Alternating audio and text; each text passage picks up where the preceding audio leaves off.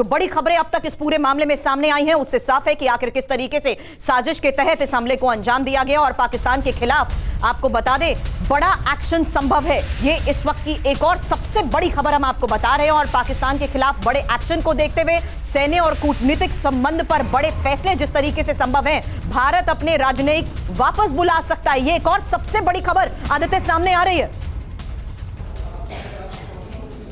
जी, बहुत बड़ी खबर हम सबसे पहले टीवी9 भारतवर्ष पे चला रहे हैं कि भारत 10 ऐसी चीज़ें डिप्लोमेटिकली देख रहा है कूटनीतिक स्तर पर जो पाकिस्तान के खिलाफ की जा सकती है। उसमें सबसे प्रथम ये है जो अपने हमारे राजनयिक हैं, अपने जो डिप्लोमैट्स अभी भी पाकिस्तान में हैं, इस्लामाबाद में हैं, उनको वापस बुलाया जा सकता है।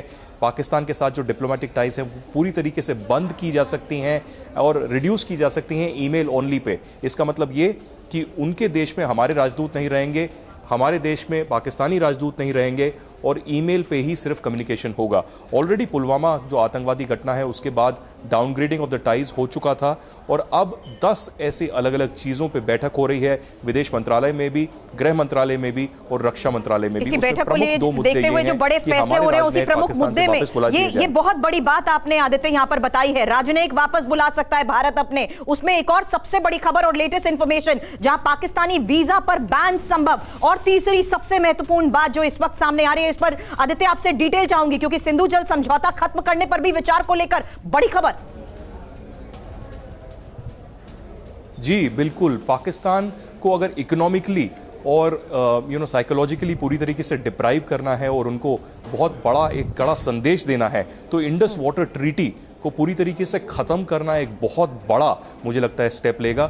एक मुद्दा ये भी है, डिस्कस हो रहा है ऑलरेडी, जो संयुक्त राष्ट्र और इंटरनेशनल गाइडलाइंस हैं उसके तहत बहुत सारे नोटिस जो है पाकिस्तान को दिए गए हैं लीगल फ्रेमवर्क के अंडर, लेकिन पाकिस्तान की तरफ से कोई कॉपरेशन नहीं हो रहा, पाकिस्तान की तरफ से कोई जवाब ठीक से नहीं आ रहा। तो हो सकता है कि इंडस वाटर ट्रीटी को भी पूरी तरीके से बंद कर दिया जाए। साथ ही जो पाकिस्तानी हिंदुस्तान आना चाहते हैं, चाहे वो रिलीजियस टूरिज्म के लिए हो, चाहे वो मेडिकल चेकअप के लिए हो, सर्जरीज के लिए हो या किसी और विषय पे, तो पाकिस्तानियों पे पूरी तरीके से बैन लग सकता है। इंडिया आने पे वीज़ा बंद हो सकते हैं और जैसे कि मैंने आपको बताया कि डिप्लोमेटिक टाइज भी पूरी तरीके से बंद हो सकती हैं। तो कड़े फैसले जो हैं डिप्लोमेटिक स्तर पर, इकोनॉमिक स्तर पर और सिंबॉलिक स्तर पर पाकिस्तान के खिलाफ तो लिए जाएंगे, लेकिन as a whole government approach होगी। ये सिर्फ एक मिलिट्री ऑपरेशन पाकिस्तान के खिलाफ नहीं होगा, लेकिन बहुत बड़े बड़े अलग अलग कदम जो हैं डिप्लोमेटिक तर्ज पे विदेश मंत्रालय ने एक रिपोर्ट भी सौंपी है प्रधानमंत्री कार्यालय को और एनएसए को कि ये कदम हम उठा सकते हैं और इस पे गंभीर जो है चर्चा आज शाम को 6 बजे होगी साउथ ब्लॉक में। बिल्कुल, दो बड़ी खबरें और सबसे महत्वपूर्ण बात हमारे सहयोगी आदित्य राज कौल के साथ साथ सुमित चौधरी ने बताई है, क्योंकि अब मिलिट्री स्तर पर जिस तरीके से एक्शन को लेकर बड़ी बैठक हुई है उसके बारे में सुमित ने आपसे थोड़ी देर पहले बताया कि आखिर किस तरीके से तमाम ब्रीफिंग्स दी जा चुकी है और हर परिस्थिति में तैयारी को लेकर सबसे बड़ी बात उस मीटिंग के तहत सामने आई। वहीं दूसरी तरफ सबसे महत्वपूर्ण खबर जो इस वक्त मेरे सहयोगी आदित्य राज कौल ने बताई कि इकोनॉमिक स्तर पर भी और कूटनीतिक स्तर पर भी अब पाकिस्तान के खिलाफ जिस तरीके से उसको अलग थलग करने की तैयारी है उस लिहाज से भी बड़े फैसले संभव है।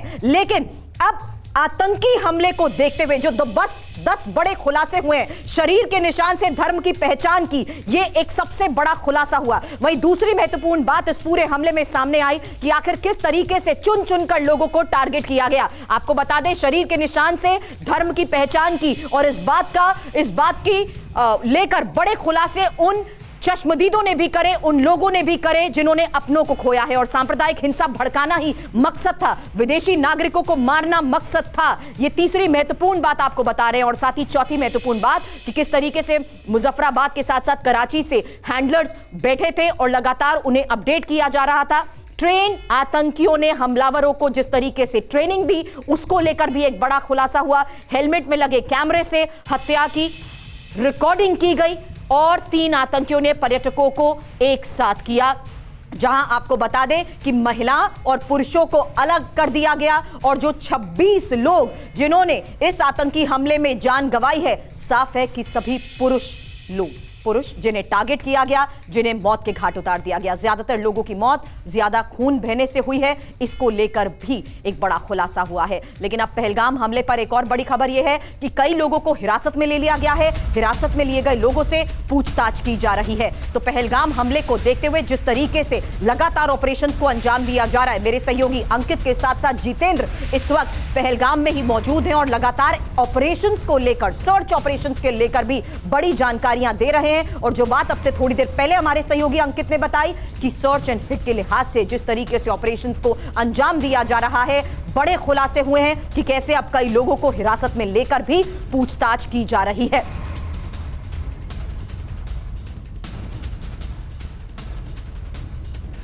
और इस वक्त की एक और सबसे बड़ी खबर, करतारपुर कॉरिडोर बंद करने पर विचार और सभी तरह के कारोबार पर रोक भी संभव है। वाघा बॉर्डर कार्यक्रम पर रोक भी संभव है। पाकिस्तान को अलग थलग करने को लेकर किस तरीके से भारत सरकार अब बड़े फैसले ले सकती है, इस बारे में मेरे सहयोगी आदित्य राजकौल एक जानकारी हमें दे रहे हैं। और आदित्य, इस वक्त एक और ये सबसे बड़ी खबर, करतारपुर कॉरिडोर बंद करने के लिहाज से और हर तरह के कारोबार पर रोक के लिहाज से बड़ा एक्शन। जी बिल्कुल, बहुत बड़ी खबर ये भी आ रही है कि करतारपुर कॉरिडोर को भी बंद किया जा सकता है।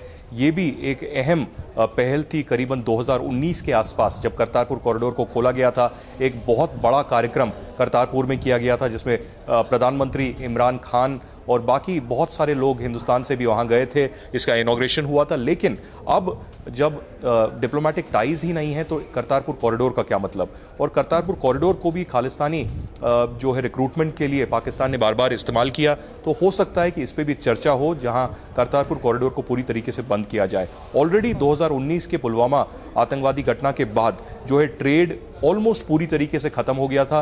बहुत ही एक्सक्लूसिव इमरजेंसी जो ट्रेड है, चाहे वो फार्मास्यूटिकल्स हो या कुछ एग्रीकल्चर हो, वो अभी चल रहा है। और थर्ड पार्टी कंट्रीज़ जो हैं जैसे यूएई है, उनके थ्रू ट्रेड चल रहा है। वो ट्रेड भी पूरी तरीके से बंद कर दिया जाए, इस पे भी चर्चा हो सकती है। और सबसे महत्वपूर्ण ये भी, जो वाघा बॉर्डर है, हुसैन वाला बॉर्डर है और साथ में आरएसपुरा बॉर्डर है पंजाब और जम्मू कश्मीर में, वहाँ पर जो रोज़ शाम को एक बीटिंग रिट्रीट सेरेमनी होती है, एक सेरेमनी होती है पाकिस्तान के फौजियों और हिंदुस्तान के बीएसएफ के बीच में, वो सेरेमनी को भी बंद किया जा सकता है। क्योंकि जब कूटनीतिक संबंध ही नहीं, जब आतंकवादी हमले बार बार हो रहे हैं, तो उस सेरेमनी का क्या मतलब।